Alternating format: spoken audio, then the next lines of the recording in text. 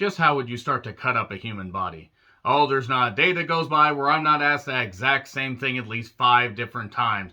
And I will be taking no further questions until the cases are settled. Nevertheless, I'm John Renton with the retro review of Rear Window. Also, I did a retro review of Psycho that you can watch after this. But yes, Rear Window with Jimmy/James Stewart and my goodness, Grace Kelly. God damn it. God fucking damn it, she was gorgeous in this. Good God, no wonder Hollywood loved Grace Kelly.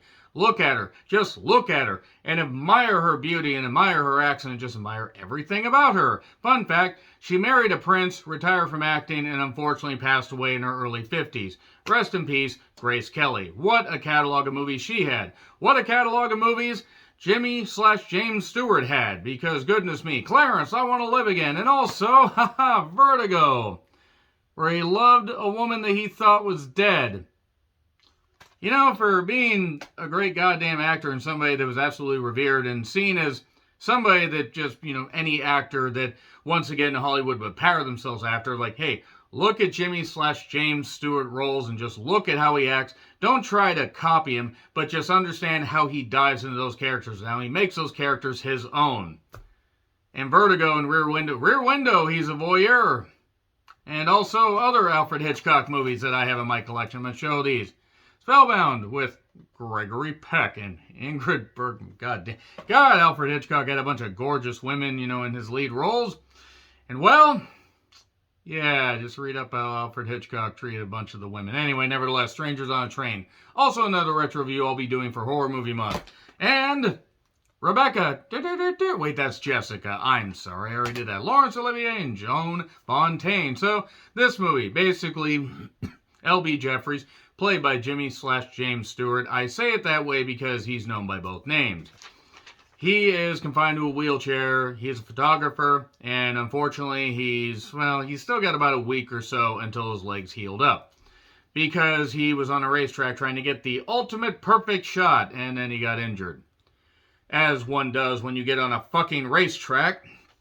This is also written by John Michael Hayes, who did movies such as To Catch a Thief, The Trouble with Harry, The Man Who Knew Too Much, another Alfred Hitchcock movie, Harlow, Judith, and Iron Will. Yes, the man that did that sled dog movie from 1994 that got a hell of a goddamn marketing campaign. That was the last known writing credit that he had, and he passed away a number of years later. But what a catalog. What a goddamn catalog. Grace Kelly. I cannot gush over Grace Kelly enough. I mean, I could, but I need more towels. Sorry, that's a bit gross, but Grace Kelly was fucking beautiful. Also, Jimmy Stewart was in his mid-40s. Grace Kelly was in her mid-20s. Hollywood, amping up the creep factor. Nevertheless, I mean, it was enough of a believable romance here, but still, Wendell Corey was in this. For a long time, MST3K fans, you may remember him as the boss from Agent Farm. It's like, I pawn these off for booze. Poor Wendell Corey. He had such a bright future. He actually had quite a few good roles and quite a few continuous roles as far as like on TV shows and everything, but alcoholism kind of bit him in the ass. And then Thelma Ritter, who was great comedic relief in this. She was at her absolute fucking peak. And had been in many great movies before this and after this.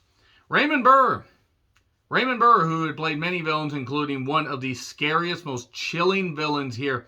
And he barely got any dialogue, any audible dialogue at least. And then a couple years later, he would be on the right side of justice when he became the iconic Perry Mason.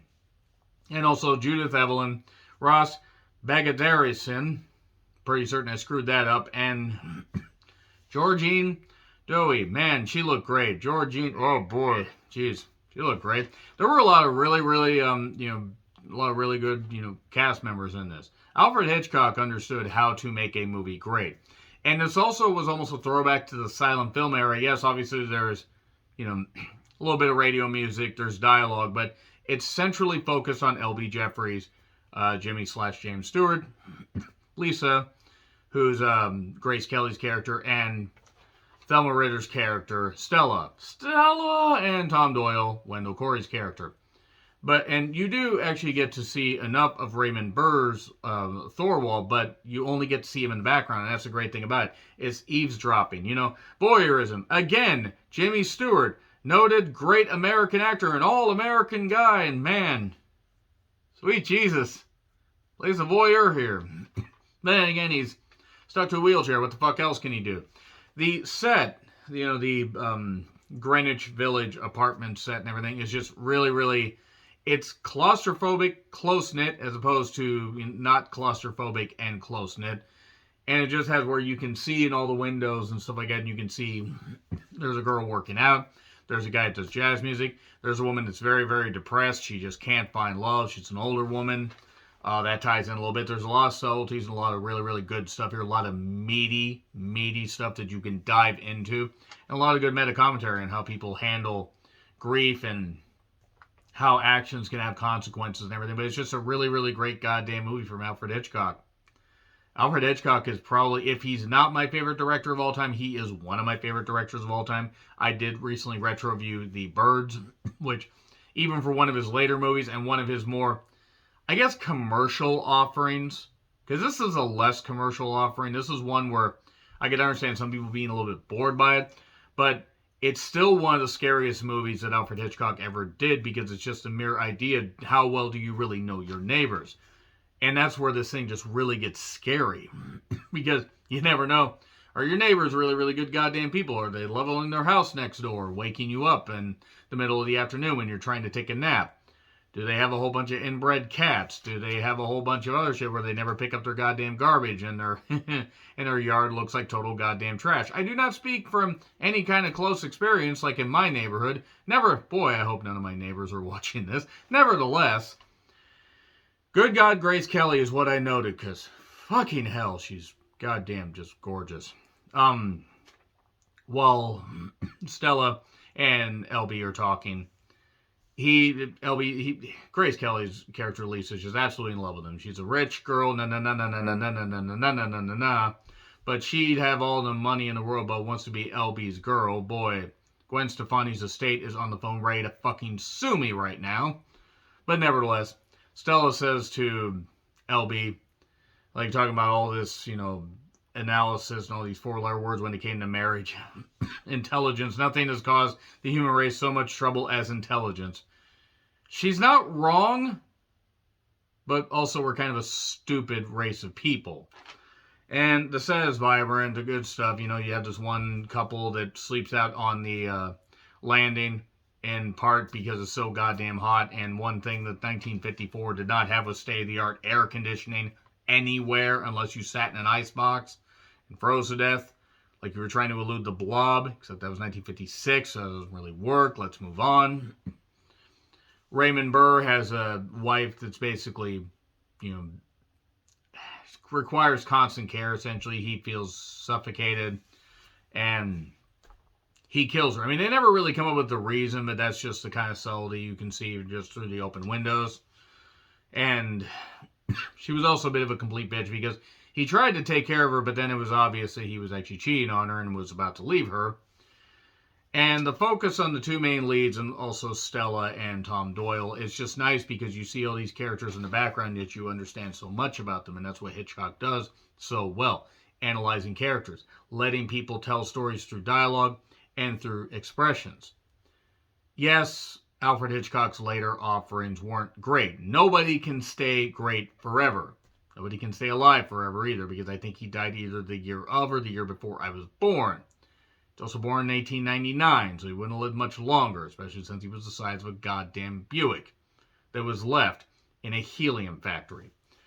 But anyway,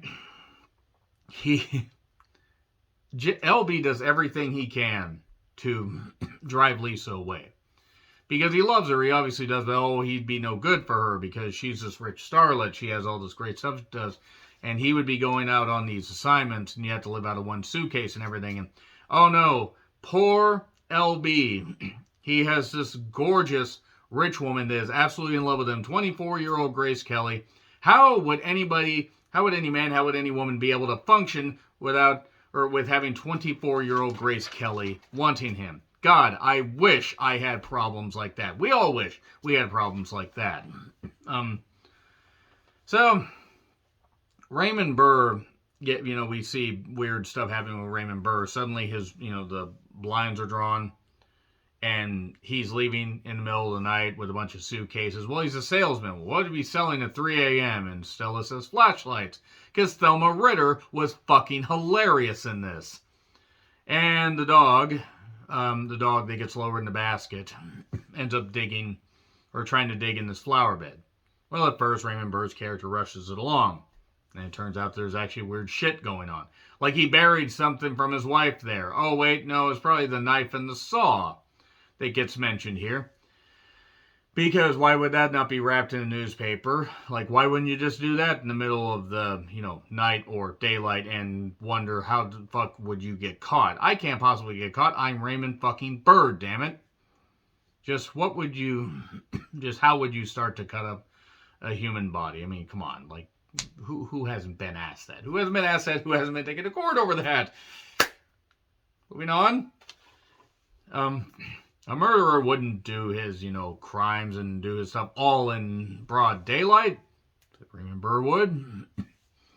And Stella basically ruins his appetite by talking about how hacked up the body would be. Detective Doyle shows up, and him and LB go back as far as their stuff in the war. Poor Wendell Corey, because you could see the potential. You could see the great acting ability he had. He was a natural. He was great. He just had this very, very stern expression on his face. And I don't think that he lived more than 20 years after this role. I mean, I'm trying to remember. I know that Agent for Harm movie, well, it was 2 episodes of a failed TV show wrapped in Human Centipede together into one movie. I don't think he lived much longer than, like... No, I really don't think he lived into the early 70s, because alcoholism got him. But the dog continues to dig in the garden, and, well... Doyle says, I can't do anything about this. He throws the police chief throw the New York Penal Code in my face, and there's 6 volumes. Gulp. He did drink quite a bit in this. I mean, I know it's for acting, but still. Thorwald continues to act weird around his apartment. He's packing up stuff. There's this trunk that gets moved. His wife's jewelry is in a suitcase. Why would his wife leave the jewelry if she was shipped off or took a train trip to a town called Marrittsville? And Lisa even says a woman always keeps her favorite handbag, keeps it on her nightstand, keeps her stuff there. She wouldn't leave her wedding ring unless she was going to leave the guy. Why wouldn't he tell the landlord? All this stuff and everything. Now, at first, nobody believes him. Then they start to believe him because it's right there in your fucking face that, weird shit's going on. Raymond Burr killed his fucking wife in the movie. I assume he didn't kill his wife in real life. I don't know if he was ever married. Raymond Burr's also been dead since 1993, so he couldn't come after me even if he did. Moving on. And suddenly the dog's dead. Now, that sucked. Granted, they didn't actually show a dog getting killed. I would have hated that. But all the neighbors reacted and were concerned, except Thorwald. Lisa offers to go over and take care of this and everything, but they have to do some kind of distraction. So basically, LB calls, he leaves a note, then he calls and says, we know what you did. Meet me at this hotel. I don't have a lot of money. Well, $100 will do it. And then Lisa and Stella are digging around the garden. And Lisa gets a bright idea because she's like, I'm fearless and I'm Grace Kelly, damn it, and I'll do what I want. And I go up the ladder, and then she ends up getting caught after getting the wedding ring. He manages to call the police in time because even though Raymond Burr is thrashing her, yeah, she broke into his apartment, but he's abusing Grace Kelly. Fuck you, Raymond Burr's character, for doing this. How dare you hurt Grace Kelly, that goddess. But it's for the movie. But she points out, she does the thing in the back with the finger and points like this because she has it on the ring finger. And Raymond Burr notices he's there. He has a camera and everything and the flash bulbs. Well, Lisa ends up being taken downtown, but obviously because she's a rich starlet, she gets off easily. Let's just move on from that because I can't mention what I'm saying or what I'm thinking. Well, Thorwald sees and decides, I'm going to go to his apartment. We get a brief face-off while the detectives and everybody are investigating over there, because now they have the evidence for the fact he obviously killed his wife. And, what do you want? You want money? I don't have that much money. And then he uses his, like, can you give me that ring back? No, I can't. The police have it. Dun, dun, dun! And then, Jimmy Stewart, he does the flashbulb thing and the bulb swap out because Raymond Burr's wearing glasses in this. They, does this. And then I think he does it like 4 times. And then he manages to get him and he's going to throw him out. Mind you, he's got broken legs, so he can't really do anything. It's in a cast. And it's in one of those plaster casts. This is 1954. And the one thing that the 50s did not have was state-of-the-art medical care. So anyway, they put plaster on it. They give you booze and say, okay, fucking heal up, bitch.